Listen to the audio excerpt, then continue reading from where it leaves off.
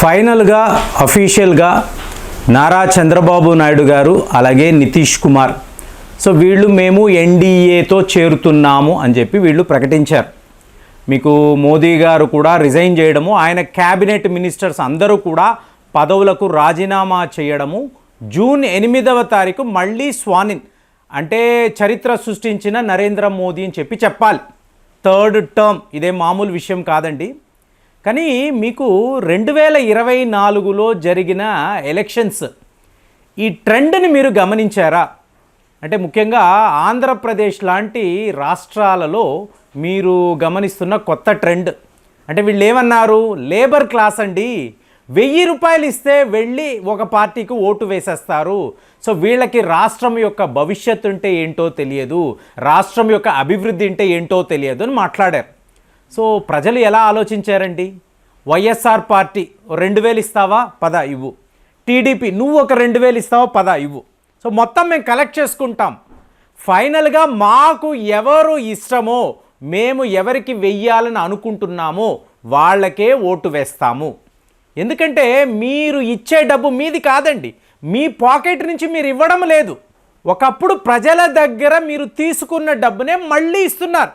ఇంటింటికి మేము సరుకులు పంపించామండి అంటే మీరు మీ సొంత డబ్బుతో పంపించారా? కాదు కదా. ప్రభుత్వం అంటే ఎవరండి? ప్రజల డబ్బుని వాళ్ళకే పంచుతున్నప్పుడు ప్రజలు ఎందుకు కాదు అనాలి? ఇది ఈసారి నేను చూసిన ఒక ట్రెండ్. చూడండి, ఎక్కడో ఒక దగ్గర చీరలు పంచారు. చీరలు పంచితే మహిళలు అందరూ కూడా గుంపులుగా వచ్చి మాకు ఈ చీరలు వద్దు, డబ్బు ఇవ్వు, ముందు నువ్వు డబ్బు ఇవ్వు, తర్వాత ఓటు గురించి మాట్లాడదాము అన్నారు. బాబా ఇదేంటి ఇలా అంటున్నారు అంటే, నువ్వు ఏమైనా ఇవ్వు, మేము తీసుకుంటాం, ఎందుకంటే మా డబ్బే కదా మాకు ఇస్తున్నావు, మేము ఎవరిని ఎంచుకుంటామో వాళ్ళకే ఓటు వేస్తాము అని చెప్పి క్లియర్గా వీళ్ళు చెప్తున్నారు. అలాగే ఇవాళ చూడండి, మీకు పొరుగు దేశాల వాళ్ళందరూ కూడా మీకు ఒక నేపాల్ అనండి, శ్రీలంక, భూటాన్, బంగ్లాదేశ్, ఈ దేశాలకు సంబంధించిన మీకు ప్రెసిడెంట్లు అనండి, అలాగే ప్రధానమంత్రులు వీళ్ళు వస్తున్నారు. ఏది జూన్ 8వ తారీఖు మీకు స్వానిన్ సెరమనీకి. కానీ మనము పాకిస్తాన్ వాళ్ళని పిలవలేదు. అలాగే మాల్దీవ్స్, మనకు వ్యతిరేకంగా మాట్లాడిన మాల్దీవ్స్ అధ్యక్షుడికి కూడా ఇన్విటేషన్ వెళ్ళలేదు. మయన్మార్ని కూడా విడిచిపెట్టాం. మరి మీరు ఇదే గమనించారనుకోండి, 2014 అప్పుడు పాకిస్తాన్ ప్రధానమంత్రి నవాజ్ షరీఫ్ భారతదేశానికి వచ్చాడు. ఈ ఫంక్షన్కి ఆయన వచ్చాడు, ఈసారి ఇన్విటేషనే వెళ్ళలేదు. ఇది ఒక ట్రెండ్. దీనికి మించి అంటే ఇక్కడ నుంచి 2024ను మీరు మార్క్ చేసుకోవాలండి. ఎవరైనా యువకులు చూస్తూ ఉంటే మీరు మార్క్ చేసుకోవాలి. ఒక కొత్త రకమైన పాలిటిక్స్ అనేది స్టార్ట్ కాబోతుంది. ఎందుకు అంటే నెక్స్ట్ ఎలక్షన్స్ అన్నప్పుడు మోదీ గారు ఉండకపోవచ్చు, అలాగే ఎంతోమంది ప్రముఖ నాయకులు ఉండకపోవచ్చు. అంటే అప్పుడు మీకు ట్రెండ్ ఏమిటి గమనించండి ఫ్రెండ్స్. ఉత్తరప్రదేశ్లో ఏం జరుగుతుందో దాని ఆధారంగానే భారత్ యొక్క పాలిటిక్స్ ఉంటుంది, మన పొలిటికల్ సిస్టమ్ ఉంటుంది. అలాంటిది ఉత్తరప్రదేశ్లో ఏం జరిగిందండి ఒక్కసారి ఆలోచించండి.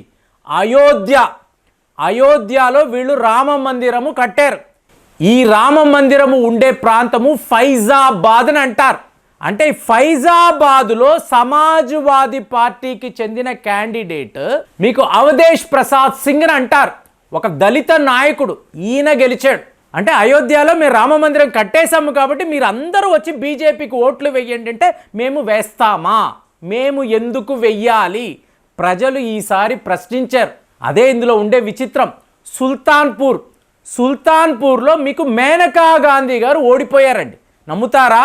మీకు స్మృతి ఇరానీ అమేథీ కాన్స్టిట్యువెన్సీకి సంబంధించిన చాలా స్ట్రాంగ్ బీజేపీ క్యాండిడేట్ 167,000+ ఓట్ల తేడాతో ఈవిడ ఓడిపోయారు. ఏం జరుగుతుంది?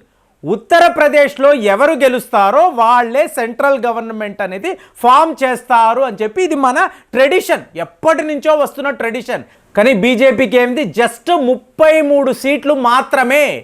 మరి సమాజ్వాదీ పార్టీ 2019లో 5 సీట్లు వచ్చిన సమాజ్వాదీ పార్టీ ఈసారి ఏకంగా 37 సీట్లు, అంటే మీకు భారీ మెజారిటీతో వాళ్ళు ఎలా గెలిచారు అంటే ఇదే నేను మాట్లాడుతున్న ట్రెండ్. సో ఎవరైనా పాలిటిక్స్లో ఉన్నవాళ్ళు, జియో పాలిటిక్స్ మీద ఇంట్రెస్ట్ ఉన్నవాళ్ళు ఒక్కసారి గమనించండి. ఈ మ్యాజిక్ సమాజ్వాదీ పార్టీ అఖిలేష్ యాదవ్ ఎలా చెయ్యగలిగారు? చాలా చాలా విచిత్రం కదండి. కాంగ్రెస్కి అయితే ఏకంగా 6 సీట్లు మాత్రమే.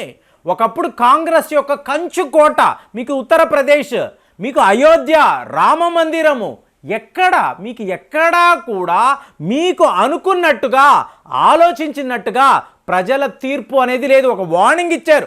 బీజేపీకి అయితే క్లియర్ కట్ వార్నింగ్ ఇచ్చారు. అసలు చెప్పాలంటే మోదీ గారికే చాలా పెద్ద వార్నింగ్ ఇచ్చారు. ఎందుకంటే లాస్ట్ టైం గెలిచినంత మార్జిన్ ఈసారి ఆయనకే రాలేదు అంటే వారణాసిలో ఏం జరుగుతుందో ఆలోచించాలి. చెప్తున్నాను కదా, మీరు హిందుత్వ అనే ఒకే ఒక ఎజెండాని పెట్టుకొని నేను వారణాసిలో ఇన్నిన్ని మందిరాలు రెనోవేట్ చేశాము, అక్కడ ఏకంగా రామ మందిరము కట్టాము అంటే ప్రజలు ఓట్లు వేయడానికి తండోపతండాలుగా వచ్చి ఓట్లు వేయడానికి సిద్ధముగా లేరండి.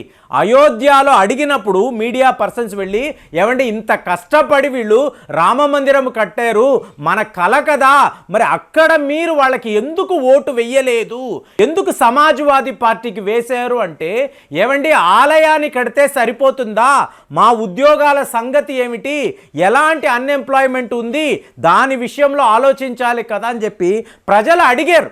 సో ఇప్పుడు తెలుసుకోవాల్సిన విషయం ఏంటి, సమాజ్వాదీ పార్టీ ఒక కొత్త రకమైన స్ట్రాటజీని వర్కౌట్ చేశారు.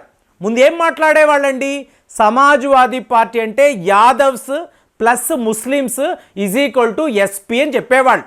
సో ఇవాళ బీజేపీ యొక్క స్ట్రాటజీని వీళ్ళు అనుకరించారు.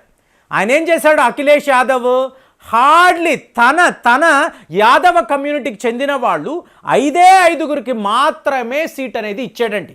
తరువాత మీకు బ్రాహ్మలు అనండి, క్షత్రియులు అనండి, అలాగే మీకు వైశ్యాస్ అనండి, ఎన్నో కొత్త రకమైన కమ్యూనిటీస్. ఎప్పుడు కూడా వీళ్ళు మేము పాలిటిక్స్లోకి వచ్చి ఇలా MP సీటు గెలవగలమని అనుకున్న వాళ్ళు, లోకల్గా మంచి పేరున్న వాళ్ళు, వాళ్లను ఈయన అఖిలేష్ యాదవ్ పికప్ చేసుకున్నాడు. మరి వీళ్ళందరూ కూడా హిందువులే కదా. సో దీనిని మీకు యోగి ఆదిత్యనాథ్ గారు, మోదీ గారు ఎందుకు ఆలోచించలేదు, హిందుత్వ అన్నారు, ఓకే ఫైన్, మరి వీళ్ళందరూ కూడా హిందువులే కదా. సో హిందువులకి మధ్య ఈ పోటీ అనేది ఉంది కదా. కాబట్టి ఏ క్యాండిడేట్ మీకు చాలా చాలా పర్ఫెక్ట్గా ప్రజల కోసం ఆలోచిస్తాడో, ప్రజల గురించి మీకు ఆ సంక్షేమ పథకాలను తీసుకువస్తాడో, ఈయనే మన చాయిస్ అని అనుకున్నారు. అక్కడ బీజేపీలో ఏమనుకున్నారు, మోదీ గారి కరిష్మా, జస్ట్ మోదీ గారి వేవ్ ఉంది దేశమంతా, ఈ పేరు చెప్తే చాలు మనము గెలిచేస్తామని చెప్పి వీళ్ళు ఓవర్ కాన్ఫిడెన్స్తో ఉన్నారు. కాబట్టే వాళ్ళు 33 సీట్లతోనే ఆగిపోయారు. యూపీలో ఇది ఒక గ్రేట్ ఎస్కేప్ అండి. ఒకవేళ తేడా జరిగి ఉంటే ఇవాళ బీజేపీ వాళ్ళు అక్కడ సెంట్రల్ గవర్నమెంట్ ఫామ్ చేసేవాళ్ళు కాదు. కాబట్టి ప్రజలు ఏంటంటే చాలా పెద్ద వార్నింగ్ ఇచ్చారు టీడీపీకి అనండి, అలాగే ఒక బీహారో మీకు ఉత్తరప్రదేశో ఎక్కడైనా చూడండి, కొత్త రకమైన పాలిటిక్స్, ప్రజల ఆలోచన విధానాలు టోటల్గా మారిపోయాయి. అఖిలేష్ యాదవ్ గారు ఆయన ప్లే చేసిన ఈ స్టాటిస్టిక్స్, ఈ స్ట్రాటజీ పూర్తిగా వర్కౌట్ అయింది అంటారా కాదంటారా? మీ అనాలిసిస్ ఎలా ఉంది? ఓవరాల్ ఇండియాలో ఇదే ట్రెండ్ అండి. ప్రజలు చాలా చాలా మెచ్యూర్గా ఉన్నారు, ప్రతిదీ ఆలోచించే వీళ్ళు చేస్తున్నారు అనేది ఈసారి ఎలక్షన్స్ అయితే నాకైతే ప్రూవ్ చేసింది. మొత్తము చూస్తుంటే అదే అర్థమైంది. మరి మీరు ఎలా అర్థం చేసుకున్నారో కామెంట్స్లో రాయండి. మళ్ళీ వచ్చే వీడియోలో కలుద్దాం. జై హింద్.